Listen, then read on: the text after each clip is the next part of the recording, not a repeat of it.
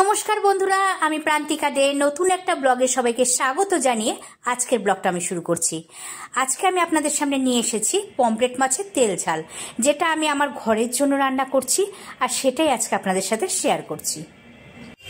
এখানে পমফ্রেট মাছ নিয়ে নিয়েছি, পমফ্রেট মাছ পরিষ্কার করে কেটে ধুয়ে নিয়ে নিয়েছি।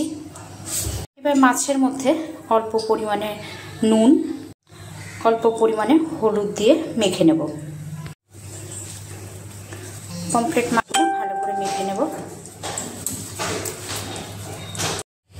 এবার কড়াইয়ে সর্ষের তেল গরম করে নিলাম আর গরম করে মাছগুলো ছেড়ে দেব। এখানে আমি দুটো করে মাছই ছাড়ছি। মাছগুলো এক পিস হয়ে গেলে আর এক পিস উল্টে দেব।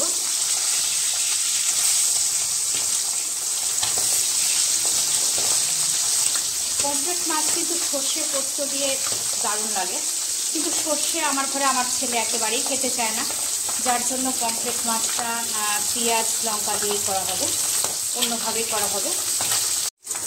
মাছটা কিন্তু দু পিঠই ভালো করে ভাজা হয়ে গেছে। আর এই অবস্থাতে মাছগুলো তুলে নেব আমি। এভাবেই আমি একে একে সমস্ত মাছগুলো ভেজে নেব। আমি এখানে ফোড়নে দিয়ে দেব অল্প কালো জিরে। মাছ ভাজা তেলের মধ্যেই দিয়ে দিলাম কুচনো পেঁয়াজ। কুচনো পেঁয়াজগুলো আমি একটু লাল লাল করে ভেজে নেব। পেঁয়াজগুলো লাল লাল করে ভাজা হয়েছে আর তার মধ্যে অর্ধেক টমেটো কাটা ছিল, সেগুলো দিয়ে দিলাম। আর অর্ধেকটা বাটার মধ্যে দিয়েছি আর অর্ধেক এখানে দিয়ে দিচ্ছি। এবার পেঁয়াজ আর টমেটো নাড়িয়ে চাড়িয়ে একটু ভাজা ভাজা মতো করে নেব। টমেটোগুলো বেশ একটু চাপা দিলে গলে যাচ্ছে। মশলাটা রেডি করে নেব আর তার জন্য নিয়ে নিলাম আমি এখানে একটা বড় সাইজের পেঁয়াজ আর নিয়ে নিলাম এখানে 4 কোয়া মতো রসুন। রসুনটা আমি একটু কুচি কুচি করে নিয়েছি যেন মিক্সির মধ্যে সুন্দরভাবে পেস্ট হয়ে যায়, তার জন্য। একটা বড় সাইজের টমেটোর অর্ধেকটা দিয়ে দিলাম বাটার মধ্যে আর অর্ধেকটা রেখে দিয়েছি ফোড়নে দেওয়ার জন্য। আর দিয়ে দিলাম কিছুটা পরিমাণে লঙ্কার গুঁড়ো, পরিমাণ জল দিলাম। এবার সব একসাথে মিহি পেস্ট বানিয়ে নেব। পেঁয়াজ আর টমেটো বেশ মেশা কষা হয়ে গেছে আর এর মধ্যে দিয়ে দেবো আমি বেটে রাখা মশলাটা।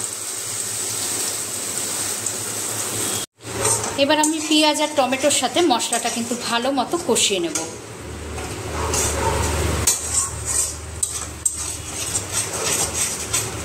মশলার মধ্যে দিয়ে দিলাম পরিমাণ মতো নুন, পরিমাণ মতো হলুদ গুঁড়ো।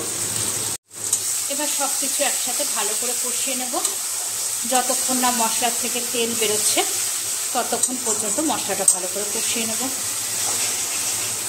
মশলা কিন্তু কষিয়ে নেওয়া হয়ে গেছে, মশলা থেকে কিন্তু তেল বেরোনো শুরু হয়েছে। আর এই অবস্থাতে দিয়ে দেবো আমি মশলার বাটি ধোয়া জল। যতটুকু আমি গ্রেভি রাখবো সেই অনুযায়ী জল দিয়ে দিলাম। এখানে কম জলটা দিলেই ভালো হয়, অল্প গ্রেভি থাকলে ভালো হয়, কিন্তু আমার ঘরের সবাই গ্রেভিটা খুব পছন্দ করে, যার জন্য আমাকে গ্রেভিটা একটু বেশি রাখতে হয়। আমি এখানে জলটা এই পরিমাণে দিয়েছি, যতটুকু গ্রেভি রাখবো সেই অনুযায়ী জল দিয়েছি। আপনারা চাইলে কম বা বেশি করতে পারেন। গ্রেভিটা কিন্তু ফুটতে শুরু করেছে আর এই অবস্থাতে আমি মাছগুলোকে এখানে একে একে দিয়ে দেবো। মাছগুলোকে দিয়ে আবার ভালো করে একটু ফুটিয়ে নেব। মাছগুলোকে সব দিয়ে দিলাম। মাছগুলোকে এবার একটু ফুটতে দেব। খুব অল্প উপকরণে অল্প সময়ে কিন্তু এই রান্নাটা হয়ে যায় আর ভালো লাগে, বেশ ভালো লাগে খেতে। দেখুন পমফ্রেট মাছগুলো কিন্তু রেডি হয়ে গেছে আর বেশ সুন্দরও কিন্তু দেখতে লাগছে। এর মধ্যে আমি একটু চেরা কাঁচা লঙ্কা দিয়ে দিচ্ছি। ধনে পাতা থাকলে খুব ভালো হতো, ধনে পাতা দিলে ভীষণই ভালো লাগতো, কিন্তু আমার ঘরে আজকে ধনে পাতাটা ছিল না, যার জন্য ধনে পাতাটা দিতে পারলাম না। আপনাদের ঘরে যদি ধনে পাতা থাকে অবশ্যই ধনে পাতা দেবেন, তাতে কিন্তু টেস্ট আরও ভালো লাগবে, টেস্টটা ভালো আসবে। দেখুন খুব অল্প সময় তৈরি হয়ে গেছে পমফ্রেট মাছের তেল ঝাল। আর এটা কিন্তু খুব অল্প উপকরণে অল্প সময়ে এই তেল ঝালটা তৈরি হয়ে যায়, আর দারুণ টেস্টিও হয়। আপনারা বাড়িতে বানিয়ে একবার খেয়ে দেখুন, মুখে লেগে থাকবে। সবাই খেয়ে বলেছে দারুণ, আর আমি খেয়ে দেখলাম একেবারে ঝাক্কাস।